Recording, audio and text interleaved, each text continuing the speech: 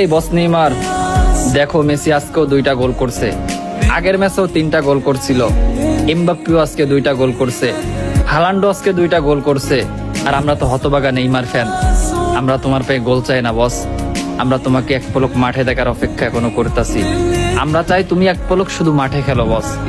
আমরা হতবাগা Neymar fan, তোমাকে এক পলক মাঠে দেখার অপেক্ষা এখনো বসে আছি। আমাদের আর হতাশ কইরো না।